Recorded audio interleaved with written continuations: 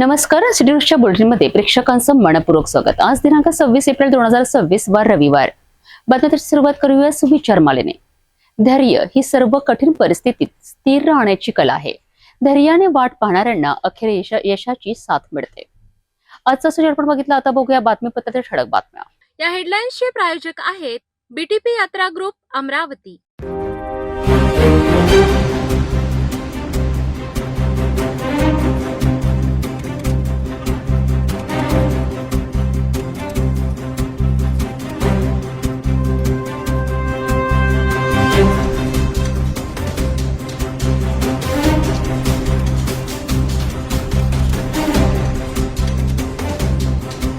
आपण ठळक बातम्या बघितल्या. आता घेऊ छोटासा ब्रेक. शादी और ब्याह की शुरुआत आराधना साड़ी के साथ.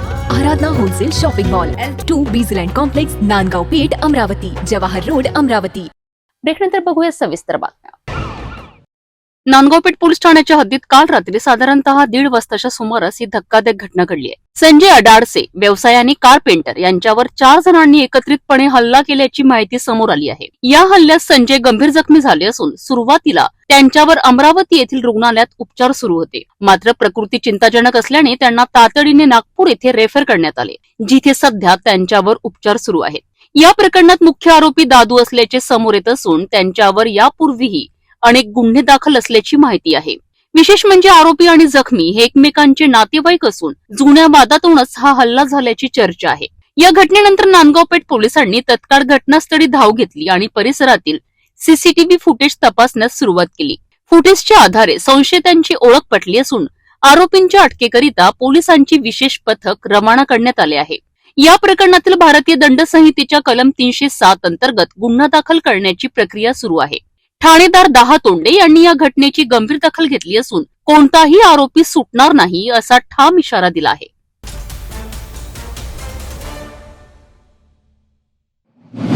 एप्रिल महिन्यातच तापमानाचा पारा चढलाय आणि अमरावतीत उष्णतेचा कहर सुरू झालाय. एक छोटीशी चूक आणि तुमचं आरोग्य धोक्यात येऊ शकतं. अमरावती शहरात सध्या उष्णतेची तीव्रता मोठ्या प्रमाणात वाढली आहे. दिवसभर तापमान वाढत असून उष्माघाताचा धोका गंभीर बनला आहे. याच पार्श्वभूमीवर वैद्यकीय आरोग्य अधिकारी डॉक्टर विशाल काळे यांनी नागरिकांना सतर्क राहण्याचे आवाहन केले आहे.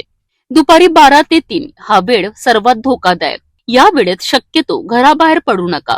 अत्यावश्यक काम असल्यासच बाहेर जा.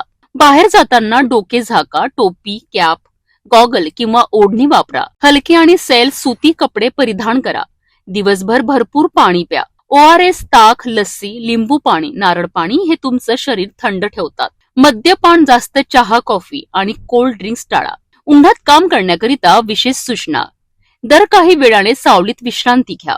ओल्या कापडाने डोके झाका. शक्य असल्यास सकाळी किंवा सायंकाळी काम करा. लहान मुले, ज्येष्ठ नागरिक, गर्भवती महिला या गटाने विशेष काळजी घेणे अत्यावश्यक आहे. जर कोणाला चक्कर, डोकेदुखी, मळमळ, उलटी, अशक्तपणा किंवा बेशुद्धी जाणवत असेल तर त्वरित सावलीत जा. कपडे सैल करा. थंड पाणी वापरा. पाणी किंवा ORS द्या. परिस्थितीच गंभीर वाटल्यास त्वरित जवळच्या रुग्णालयात दाखल करा. उष्णताही दिसत नाही, परंतु तिचा परिणाम घातक ठरू शकतो. म्हणून सावध राहा. स्वतःची आणि आपल्या कुटुंबियांची काळजी घ्या.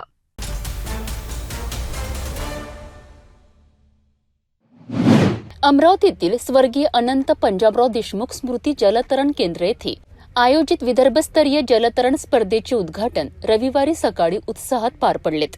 या स्पर्धेचे उद्घाटन सहाय्यक आयुक्त वैशाली पाथरे यांच्या हस्ते दीप प्रज्वलन करून करण्यात आले.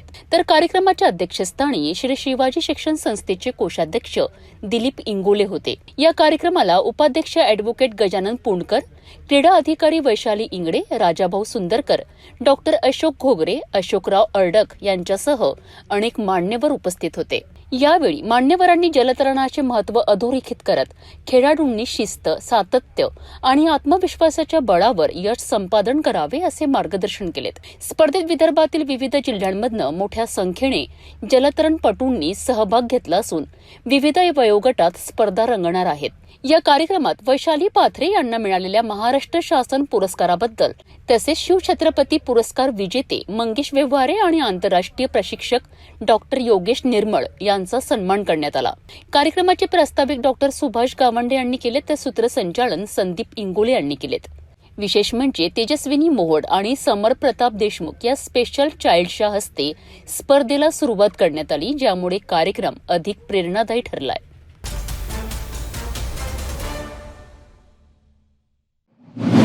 सेवा, त्याग आणि समर्पण ही फक्त शब्द नाहीत, तर काही लोकांसाठी तीच जीवनशैली असते आणि याच विचारातून जेवणनगरमध्ये उभा राहिला एक प्रेरणादायी उपक्रम।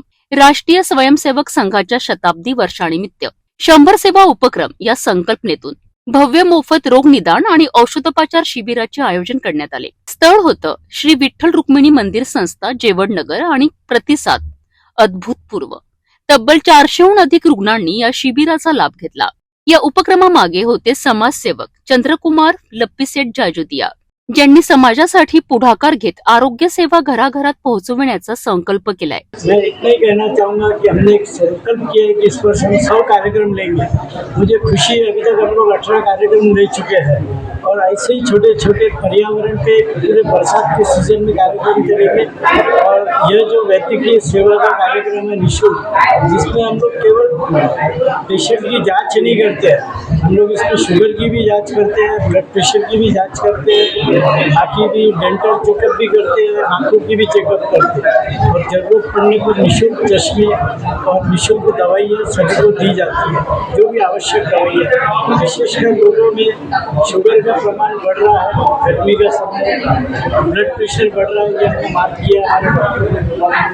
मैं पूरी टीम का आभारी हूँ, हमारे डॉक्टर लोगों की, और हमें जो यहाँ पे इस काम में सहयोग दिया। और मैं आगे भी इसी तरीके से हमारा ये 100 कार्यक्रम का मिशन चलता रहेगा। कार्यक्रमाच्या सुरुवातीला उपस्थित मान्यवर आणि डॉक्टरांचे पुष्पगुच्छ देऊन स्वागत करण्यात आले। तसेच शिबिर यशस्वी करण्याकरिता अहोरात्र मेहनत करणाऱ्या कार्यकर्त्यांचा सन्मानही करण्यात आला। या शिबिरात धन्वंतरी रुग्णालयाच्या डॉक्टर साक्षी जिंतूरकर यांच्या मार्गदर्शनाखाली अनुभवी डॉक्टरांच्या टीमने रुग्णांची तपासणी केली। जनरल फिजिशियन, नेत्ररोग, हाडांचे विकार, दंत तपासणी अशा विविध आजारांवर उपचार करण्यात आले। इतकंच नाही तर ब्लड शुगर, ब्लड प्रेशर आणि हिमोग्लोबिन तपासणी देखील मोफत करण्यात आली। सकाळपासूनच नागरिकांची मोठी गर्दी, प्रत्येकाच्या चेहऱ्यावर एकच भावना, आरोग्य सेवा आता आपल्या दारी आली। जेव्हा समाजासाठी काम करण्याची भावना असते तेव्हा अशा उपक्रमातून हजारो लोकांच्या आयुष्यात बदल घडतो। काम किया था निःशुल्क, वहाँ पर सेवा, चाहे ब्लड हो, शुगर हो, गोलियां हो, कम से कम लोग यहाँ पर आए, अपना चेकअप करें, जो बीमारी बड़ी भी हो तो उसका भी इलाज यहाँ पर किया जाएगा निःशुल्क। ऐसा सेवा यहाँ पर हमारे आदरणीय समाज सेवक लोकप्रिय हमारे श्रीमान चंद्र कुमार लप्पीसेठ जाजोदिया की ओर से यह सुंदर आयोजन हुआ है, इसलिए हम उनको धन्यवाद भी दे रहे हैं। विशेष करके कल भी बहुत बड़ी रैली है, आप सबको आना है गो माता के सम्मान के लिए। उसमें भी भैया ने पंढरपुर से विशेष रथ बुलाया है, उस रथ का माध्यम से वह रैली निकलेगी, इरविन चौक से कलेक्टर ऑफिस तक पूरे महाराष्ट्र में होगा। और उसके उपलक्ष्य में अलग अलग जगह पर हिंदू सम्मेलन के माध्यम से लोगों को अच्छी बातों का प्रचार, बच्चों को अच्छे संस्कार, गो माता से लेकर पर्यावरण से लेकर सबका कल्याण हो, इस भावना से 108 भागवत कथा का भी आयोजन कर रहे हैं। लगभग 2 साल से 108 कथा का आयोजन संपन्न हो रहा है। उसमें लगभग 75 कथाएं एकदम अच्छे से पूर्ण हुई है। तो आप सभी का सहयोग और चाहते हैं, आपकी भी आसपास में ऐसा कार्यक्रम आप अगर लेना चाहते हैं तो कृपया हमसे, भैया से आप संपर्क ले सकते हैं और ऐसा कार्यक्रम अवश्य अरेंज करेंगे।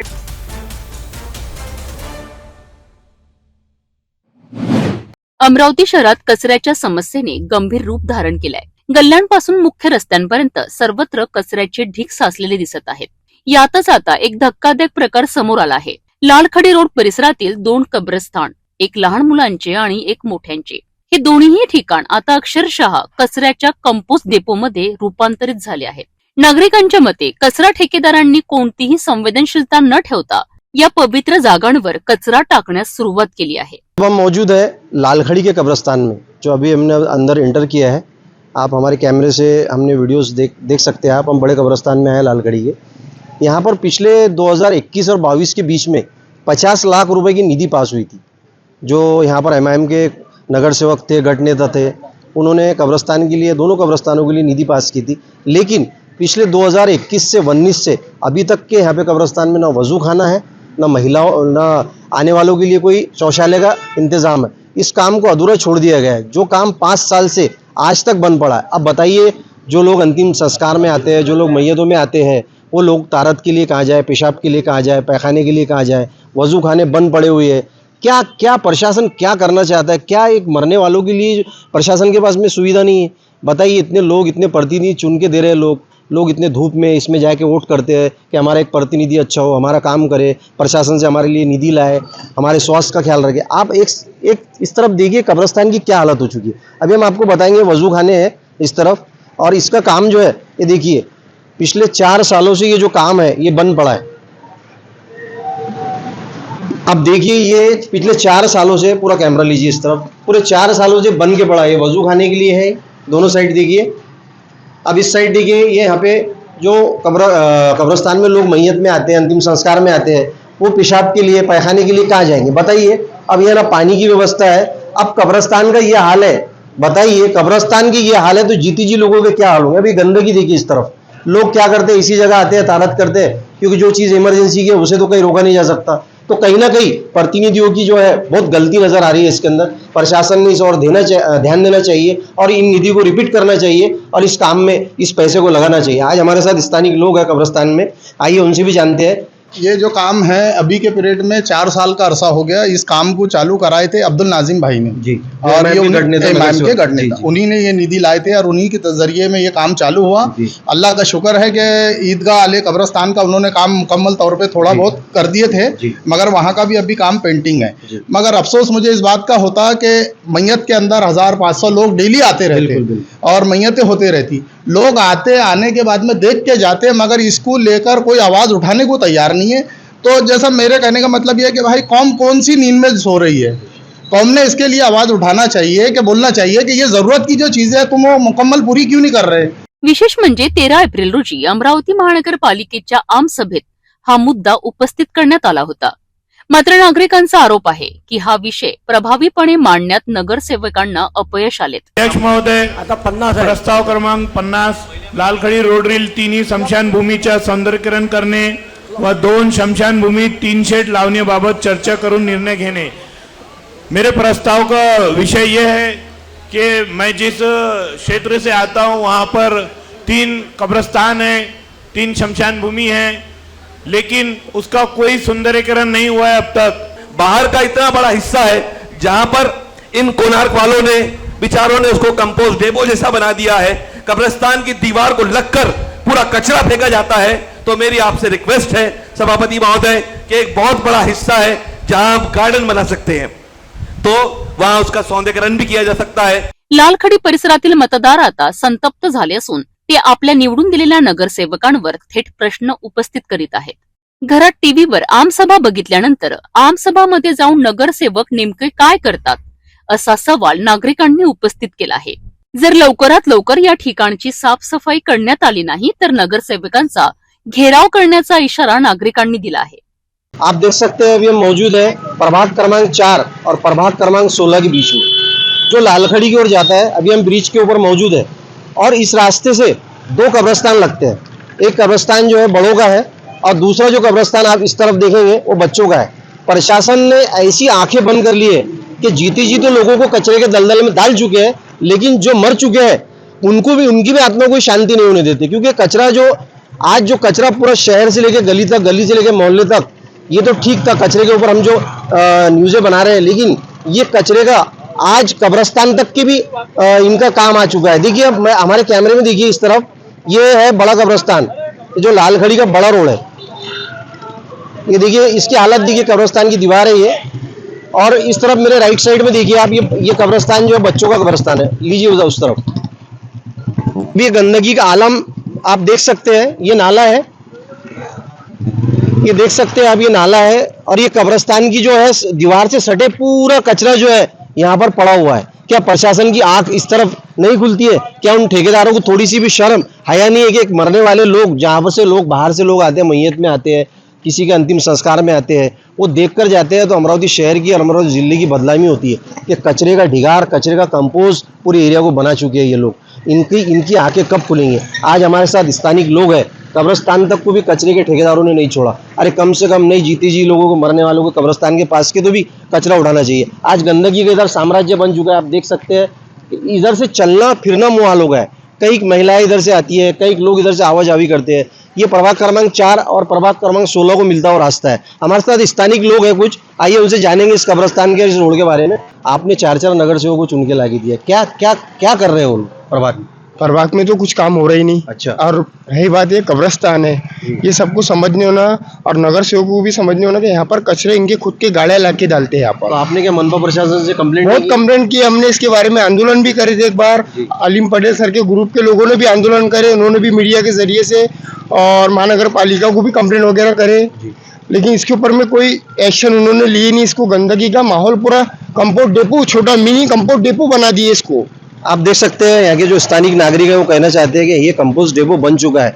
जीते जी लोगों को तो नहीं छोड़ा जा रहा है, लेकिन जो मर चुके हैं उनको भी बख्शा नहीं जा रहा है, कचरे के ठेकेदारों की और मनपा की तरफ से। आज हमारे साथ में समाज सेवक, हमारे रुग्ण सेवक नसीम साहब भी है, जो बड़ी धूप में मशक्कत के साथ में यहाँ पर आए हुए। आइए इनसे जानते हैं उनकी क्या प्रतिक्रिया है।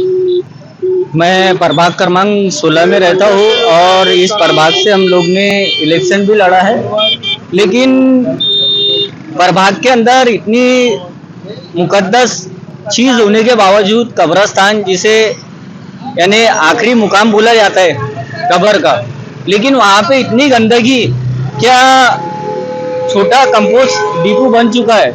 और जो यहाँ के संबंधित अधिकारी है तो वो इसके ऊपर में कार्रवाई नहीं करते हैं। बार बार ये चीज़ होती रहती है और यहाँ हमेशा कचरा का अंबार लगा रहता है।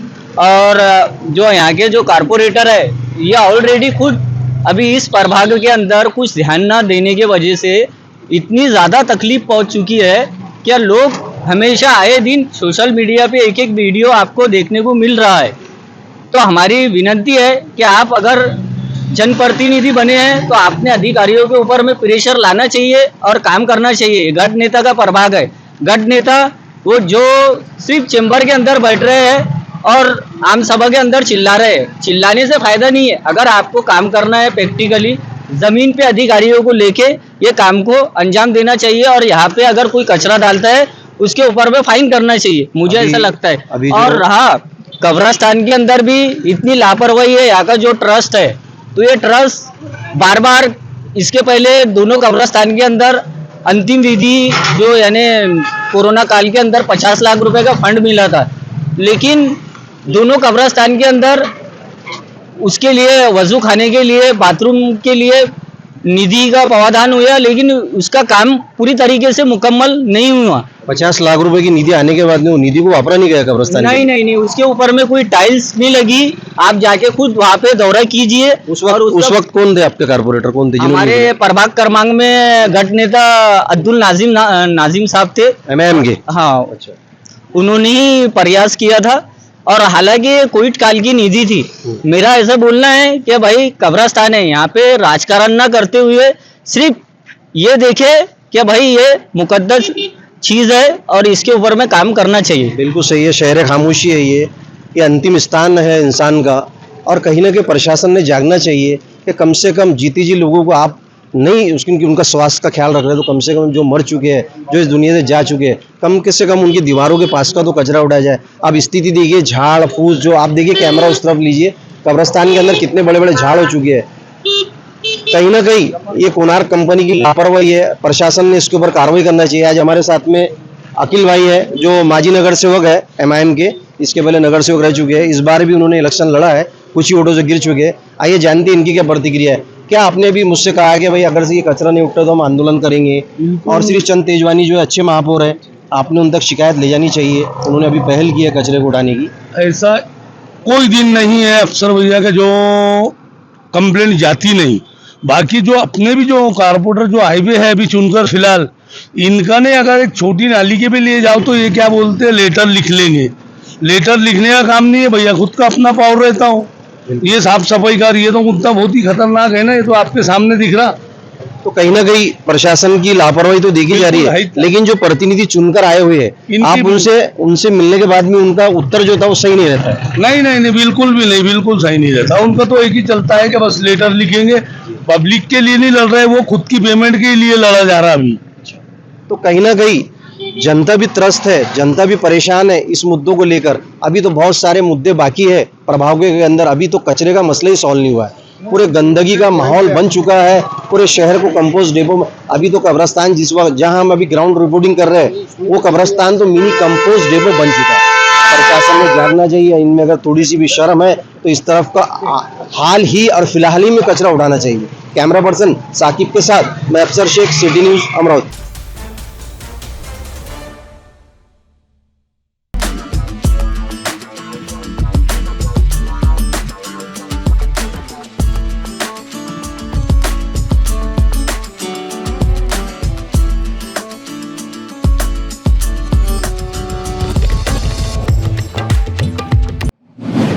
बडनेरा प्रभाग क्रमांक 22 शिवाजीनगर आणि रज्जानगर इथे परिस्थिती इतकी बिकट झाली आहे की नागरिकांच्या आरोग्याशी सरळ खेळ सुरू आहेत। शिवाजीनगरमधील सार्वजनिक शौचालयाजवळ गेल्यावर दुर्गंधी इतकी असह्य होती की काही सेकंद उभं राहणंही कठीण। 2 महिन्यांपूर्वी मनपाने सेफ्टी टँक साफ करण्याकरिता झाकण फोडलं, परंतु टँक साफच केला नाही। परिणाम काय? उघडा टँक, घाण, दुर्गंधी, डास आणि माशांचं साम्राज्य। पावसाळ्यात हीच घाण अळ्यांच्या रुपयाने थेट घरात घुसते। लहान मुलं, वृद्ध सगळ्यांच्या जीवाशी खेळ सुरू आहे। नागरिकांनी तक्रारी केल्यात, परंतु प्रशासन फक्त आश्वासन देण्यात व्यस्त। आता संतप्त नागरिकांची मागणी काय? हे शौचालय पाडा आणि तिथे अंगणवाडी, अभ्यासिका किंवा समाजासाठी उपयोगी इमारत उभारा। मी शिवाजीनगर मध्ये सुनीता भोयर बोलतो। आम्हाला संडासापासून खूप त्रास आहे। इथं फोडफाड करून ठेवलं, कोणी दुरुस्ती नाही करून राहिलं। आमचं इथं राहणं आहे, बाहेर बसणं आहे, पण आम्हाला त्रास होऊन राहिला याच्यापासून। माझी हेच विनंती आहे की बा सर्वांना इथं प्रत्येकाच्या घरी तर टॉयलेट आहे, पण ज्यांच्या घरी नाही आहे 2-3 घरी त्यांना तुम्ही संडास देऊन द्या आणि हे बंद करू द्या। इथं काही पण बनवलं तरी चालेल आम्हाला। त्या संडासापासून आता एवढं काही म्हणजे गरज नाही आहे नसली तरी, कारण 5-6 घरी संडास नाही आहे फक्त, तर त्या घरी देऊन द्यावं आणि म्हणजे त्या घरी शासनाने द्यावं अशी आपली मागणी आहे। तर ज्या घरी नाही आहे त्या घरी शासनाने त्यांच्या घरी देऊन द्या आणि हा तोडून टाका संडास, कारण इथं याच्यापासून बिमाऱ्या हे होणे आणि लहान लहान मुलं येतात म्हणजे राहतात इथे एरियामध्ये आणि एवढी काही गरज नाही, त्यामुळे काढून टाकला तरी चालते आणि तिथून शासनाने काहीतरी लय त्रास आहे आम्हाला। संडास धुवायला येत नाही आणि पाणी तर केव्हाच बंद झालेलं आहे आणि त्याच्यानं आम्हाला कसा त्रासही होऊन गेला। बरसातीत तर लयच त्रास होते, पाणी नाही राहत, काही नाही राहत। 4-5 घरासाठी संडास आहे, ते संडास तोडून आम्हाला नवीन संडास दिला तर लय चांगलं होते। लोक केलंही नाही घेत, हे म्युन्सिपाल्टी वाले ना धुवायला येत ना काही नाही आणि बोललं तर म्हणते आम्ही नेहमीच येतो आणि येतही नाही। 8 दिवसाच्या नंतर बोलीनं असं येते ना, येतही नाही। बोलतो काही कार्यक्रम होऊ शकतो, एखादा गरीबाचा लग्न बिग्न करायसाठी एखादा हॉल बनवू शकता तुम्ही, कोणाचा लहान गरीबाचा कार्यक्रम होते, मुलांसाठी खेळण्यासाठी पण थोडंसं करून द्यायला। आता वळूया रज्जानगरकडे। इथलं चित्र तर आणखी भीषणच। तुटलेले दरवाजे, उडालेलं टीन, फुटलेले सीट्स, पाणी नाही, वीज नाही, म्हणजे शौचालय नावालाच। परिणामी नागरिक उघड्यावर शौचास जाण्यास मजबूर। महिलांची अवस्था तर विचारायलाच नको, रात्रीच्या वेळी जीव मुठीत धरून बाहेर जावं लागतं। हा फक्त अस्वच्छतेचा प्रश्न नाही, हा आहे सुरक्षेचा, सन्मानाचा आणि आरोग्याचा प्रश्न। स्वच्छ भारत, हागणमुक्ती शहर हे फक्त बॅनरवरच का? जमिनीवर मात्र घाण आणि निष्काळजीपणा। नागरिकांनी स्पष्ट इशारा दिला आहे, तात्काळ उपाययोजना नाही केल्या तर मनपा प्रशासनाविरोधात तीव्र आंदोलन उभं राहील। बस मांग है हमारी कि बस जैसे पहले संडास थी वैसे संडास हमारे को बनाए दिया जाए। संडास सफा करे, रोज आना चाहिए सर, पानी उनको देना चाहिए हमें। और बस हमारी एक ही मांग है, बस संडास हमें होना चाहिए। हमारी लेडीज़ों को मैदान में जाने की परेशानी होती है, जो बुढ़े हैं, छोटे छोटे बच्चे हैं, सब। अमरावती महानगर पालिका के और हमारे 22 नंबर प्रभाग क्रमांक 4 के चारों ही नगर सेवक को इस सिटी न्यूज़ चैनल के माध्यम से मैं अपील करना चाहता हूँ और सभी को बताना चाहता हूँ कि हमारी जो बस्ती है, मदारी बस्ती है, एक रजा नगर में विमुक्ति भटकी जमाती के जो लोग रहते हैं, पहले जो कुलकर्णी साहब थे उनके नेतृत्व में ये संडास काफ़ी अच्छी रही थी। और आज ये संडास का आप हाल देखो कि जहाँ पर लेडीज़ भी नहीं जा सकती, आदमी भी नहीं जा सकते, बच्चे भी नहीं जा सकते। और जो जितनी हमारी जो मोहल्ले में लेडीज़ है तो ये 1200 घर की 1200 कुटुंब यहाँ पर में छोटे बड़े लोग रहते हैं। हमारी ऐसी मांग है कि हमारे जो चारों नगर सेवक जो चुनकर आए, जिनको हमने चुनकर लाया, ये चारों नगर सेवक से हमारा निवेदन है कि ये संडास पिछली तरह की तरह सुधरना चाहिए। इसमें सभी लेडीज़ और सभी लोग संडास के लिए जाना चाहिए, टैंकर पानी का आना चाहिए। तो ये सब संडास जो बनी थी साहब, अब 10 साल तो हो गए समझो उसको बनी थी, पर उसमें पानी की व्यवस्था नहीं है। टैंकर से पानी लाके डालते थे बच्चे, वो कचरा मट्टी होता वो पानी बहता नहीं, उसको सही सफाई नहीं। थोड़े दिन आए बेचारे, उन्होंने सही सफाई करे थोड़ी बहुत, फिर उन्होंने अभी पीछा छोड़ दिए। फिर उसमें कोई लेट नहीं, नल नहीं, कोई हर गाँव में जाकर देखो, खेड़े में जाकर देखो तो नल में, ये संडास में नल है, लेट है, उजाला है। शान से इंसान रहता था। अभी हमारी ज़िंदगी ऐसा, हम कब तक जाएंगे ये मैदान में, हम कब तक जाएंगे।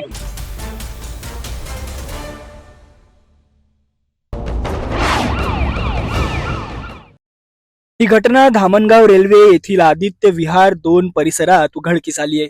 येथील भबुतकर यांच्या शेतातील विहिरीमध्ये एका इसमाचा मृतदेह आढळून आला। मृत व्यक्तीची ओळख अनिल वानखडे, वय अंदाजे 54 वर्ष, राहणार पॉलिटेक्निक कॉलेज जवळ धामणगाव रेल्वे अशी करण्यात आली आहे। मिळालेल्या माहितीनुसार अनिल वानखडे हे शनिवारी घरातून बाहेर पडले होते, मात्र त्यानंतर ते घरी परतलेच नाहीत। कुटुंबियांनी याबाबत दत्तापूर पोलीस ठाण्यात हरवल्याची तक्रार दाखल केली होती। दरम्यान रविवारी सकाळी शेतातील विहिरीमध्ये मृतदेह आढळून आल्याची माहिती समोर आली आणि परिसरात एकच खळबळ उडाली। घटनेची माहिती मिळताच दत्तापूर पोलिसांनी घटनास्थळी धाव घेत मृतदेह बाहेर काढला। पंचनामा करून मृतदेह शवविच्छेदनासाठी ग्रामीण रुग्णालयात पाठवण्यात आला। मृत अनिल वानखडे हे व्यवसायाने सुतारकाम करत होते। त्यांच्या पश्चात पत्नी, एक मुलगा, एक मुलगी असा परिवार आहे। या घटनेमागील नेमके कारण अद्याप स्पष्ट झाले नसून आत्महत्येचा संशय व्यक्त केला जात आहे।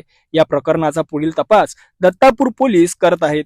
या दुर्दैवी घटनेमुळे संपूर्ण परिसरात शोककळा पसरली असून नागरिकांमध्ये हळहळ व्यक्त केली जात आहे।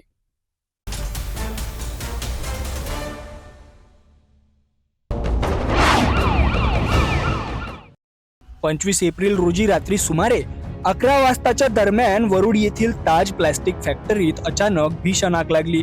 काही क्षणातच आगीनं विकराळ रूप धारण केल्यानं परिसरात भीतीचं वातावरण निर्माण झालं। घटनेची माहिती मिळताच वरुड नगरपालिकेच्या अग्निशमन दलानं तात्काळ घटनास्थळी धाव घेतली, मात्र आगीची तीव्रता लक्षात घेता शेंदुरजना घाट, नरखेड, अचलपूर आणि पांढुर्णा येथील अग्निशमन गाड्यांनाही पाचारण करण्यात आलं। अनेक नगरपालिकांच्या अग्निशमक दलाच्या संयुक्त प्रयत्नातून तब्बल 7 तासांच्या अथक प्रयत्नानंतर ही आग पूर्णपणे आटोक्यात आणण्यात यश आणलं।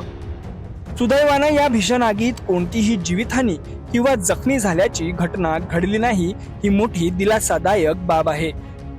दरम्यान आगीचे प्राथमिक कारण शॉर्ट सर्किट असल्याचा अंदाज व्यक्त केला जात आहे, मात्र नेमकं कारण आणि नुकसानाचा तपशील अद्याप समोर आलेला नाही। प्रशासनाकडून पुढील तपास सुरू आहे।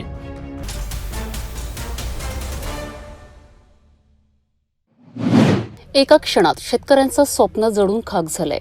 वाशिम जिल्ह्यातील एक धक्कादायक घटना, जिथे आगीने अक्षरशः उद्ध्वस्त केलं आहे संपूर्ण सिंचन व्यवस्था। वाशिमच्या मंगरुळपीर तालुक्यातील बोरवा बुद्रुक शिवारात दुपारी एक मोठी दुर्घटना घडली आहे। महिला शेतकरी शशिकला दबडे यांच्या शेतात अचानक आग लागली।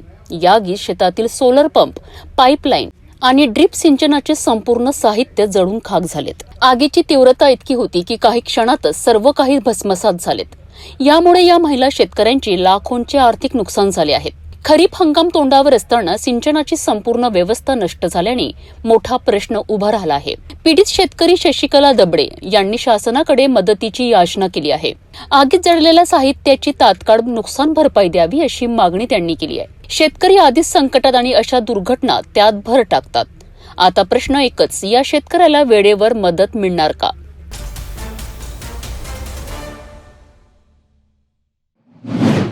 यवतमाळ येथील नारंगी नगरच्या मागील बाजूस असलेल्या गायत्री माता मंदिर परिसरात पर्यावरण संवर्धन आणि पक्षी संरक्षणासाठी एक अभिनव उपक्रम राबविण्यात आला. वाढत्या तापमानामुळे आणि पाण्याच्या नैसर्गिक स्रोतांच्या कमतरतेमुळे पक्ष्यांचे प्रमाण घटत असल्याचं दिसून येत आहे. या पार्श्वभूमीवर टाकाऊ मातीपासून पक्ष्यांसाठी पाणी पात्र तयार करण्यात आले असून त्यांना जाणीव असं नाव देण्यात आलं आहे. विशेष म्हणजे या उपक्रमात लहान मुलांचा सक्रिय सहभाग घेण्यात आला आहे, ज्यामुळे त्यांच्यात पर्यावरणाबाबत जागरूकता निर्माण होत आहे. दरवर्षीप्रमाणे यंदाही मोठ्या प्रमाणात पाणी पात्रांची निर्मिती व उभारणी केली जाणार आहे. संस्थेच्या सदस्यांनी नागरिकांना आवाहन केलं आहे की त्यांच्याजवळ वेस्ट मटेरियल असल्यास ते संस्थेला द्यावं, जेणेकरून अधिकाधिक पाणीपात्र तयार करता येतील. या उपक्रमात संदीप भाऊ बेलकेळे, सर्पमित्र दिनेश तिवाडे, लकी घरत आणि पर्यावरण प्रेमी राहुल भाऊ दाभाडकर यांनी सक्रिय सहभाग नोंदवला.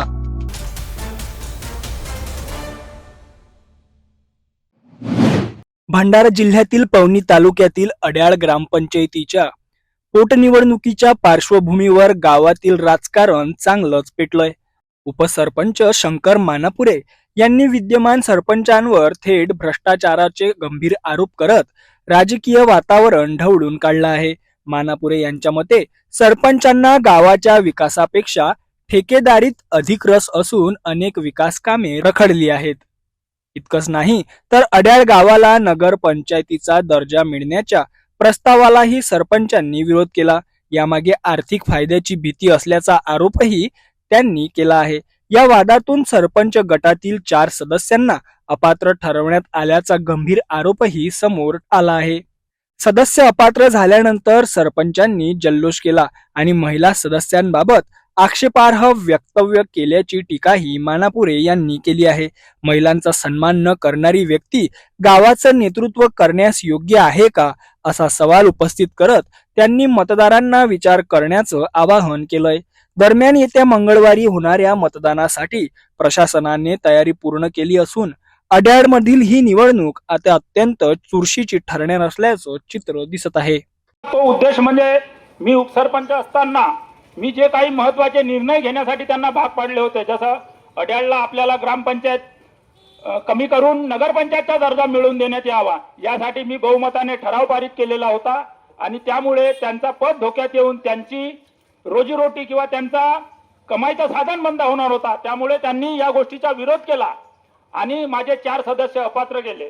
4 सदस्य अपात्र झाल्यानंतर ते तिथेच थांबले नाही, तर त्यांनी 4 सदस्य अपात्र झाल्यामुळे त्यांनी विजय दिवस म्हणून केक कापून महिलांना अपशब्द वापरले. आपणा सर्वांना माहीतच आहे, 2 तलंगा आणि 2 कोंबळे अशा पद्धतीचे त्यांनी शब्द वापरले आहेत.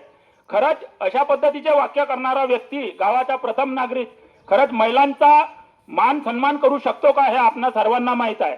त्यांनी 3.5 वर्षामध्ये फक्त आणि फक्त पैसे कमावण्यासाठी भ्रष्टाचार केला आणि तो भ्रष्टाचार मी उघडकीस सुद्धा आणला.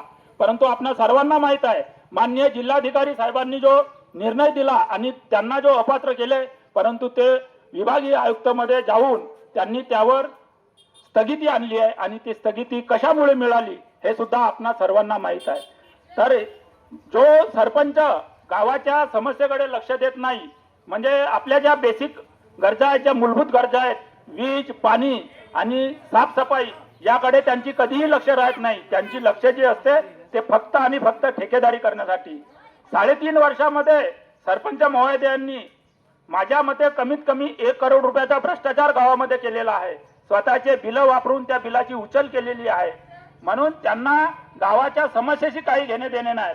तुम्हा सर्वांना विनंती आहे, तुम्हाला सरपंच साहेबासोबत जर काही एखादा काम पडला तर खरंच त्यांना तुम्ही फोन लावा, ते तुमचा फोन स्वीकारत नाही.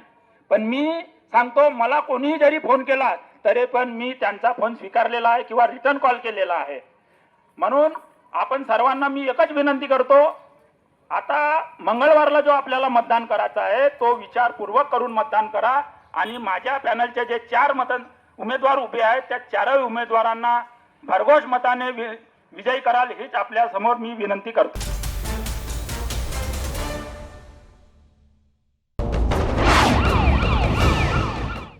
छत्रपती संभाजीनगर जिल्ह्यातील गंगापूर तालुक्यातील ढोरेगाव येथे शुक्रवारी रात्री ही गंभीर घटना घडली. नवाब आदम शेख वय 22 यांच्या फिर्यादीवरून त्यांचे वडील आदम शेखलाल शेख वय 55 यांच्या विरोधात गुन्हा दाखल करण्यात आलाय. मिळालेल्या माहितीनुसार आरोपी आदम शेख हे दारूच्या नशेत घरी आले आणि घरात शिवीगाळ करू लागले. यावेळी मुलगा नवाब शेख यांनी त्यांना थांबवण्याचा प्रयत्न केला, मात्र यामुळे संतापलेल्या आरोपीने चुलीजवळील फुकणी उचलून थेट मुलाच्या डोक्यावर प्रहार केला. या हल्ल्यात नवाब यांच्या डोक्याला गंभीर दुखापत झाली असून त्यांना 6 टाके घालावे लागले. दरम्यान मुलाला वाचवण्यासाठी पुढे आलेल्या आई जास्मीन आदम शेख वय 50 यांनाही आरोपीने फुकणीने मारहाण करून जखमी केलं. जखमी आई आणि मुलाला तातडीनं गंगापूर येथील उपजिल्हा रुग्णालयात दाखल करण्यात आलं असून त्यांच्यावर उपचार सुरू आहेत. या प्रकारामुळे परिसरात भीतीचं वातावरण निर्माण झालं असून या प्रकरणाचा पुढील तपास बीट जमादार मनोज घोडके करीत आहेत.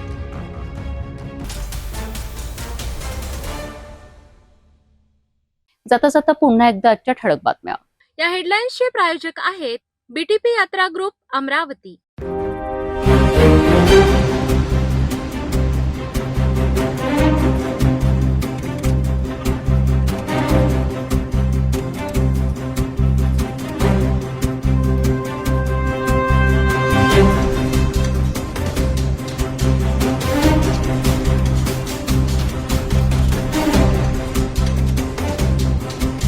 आपण आता सिटी न्यूज चॅनल आपल्या टीव्हीवरही बघू शकता. यामध्ये next channel 117, Jio channel 872, GTPL channel 73, Fastway channel 256 वर बघू शकाल. आता अमरावती जिल्ह्यानंतर विदर्भ आणि महाराष्ट्राचे दर्शक घर बसल्या आपल्या केबल टीव्हीवर सिटी न्यूज बातमी पाहू शकाल. यामध्ये Chhatrapati Sambhajinagar NST setup box number 14, Yavatmal setup box number 12, Washim setup box number 26, Nanded setup box number 17, Mahur setup box number 7, Akola RC setup box number 899 वर बघू शकाल. लवकरच आम्ही आपल्यापर्यंत पोहोचणार आहोत. जर आपल्या टीव्हीवर सिटी न्यूज दिसत नसेल तर आपण आपल्या केबल ऑपरेटर संपर्क करावा. आपण सिटी न्यूज केबलच्या व्यतिरिक्त युट्यूब, फेसबुक, इंस्टाग्राम आणि ट्विटरवर बघू शकता. याकरिता सोशल मीडिया अकाउंट सबस्क्राईब करा, फॉलो करा, लाईक करा. युट्यूब अकाउंट सबस्क्राईब करण्याकरिता सबस्क्राईब बटनाला क्लिक करा आणि बेल आयकॉन दाबायला विसरू नका, कारण सतत समाचार आपल्यापर्यंत पोहोचणार आहेत. तसेच सिटीचे फेसबुक पेज लाईक करा, इंस्टाग्राम आणि ट्विटर हँडल फॉलो करा. आपण व्हॉट्सअपवर सुद्धा सूचना देऊन न्यूज प्राप्त करू शकता. व्हॉट्सअप नंबर स्क्रीनवर येत आहे. हे बातमीपत्र त्यावरच थांबूया. पुन्हा भेटू नवीन घडामोडींसोबत. आपण बघत राहा फक्त सिटी न्यूज. हर खबर पर पैनी नजर, हर मुद्दे पर सटीक वार, यही है सिटी न्यूज की पहचान. जहाँ सच्चाई की आवाज दबाई जाती है, वहाँ सिटी न्यूज उठाता है सवाल. हर स्क्रीन पर, हर प्लेटफॉर्म पर हमारी मौजूदगी बोलती है. सिटी न्यूज हमेशा सच के साथ.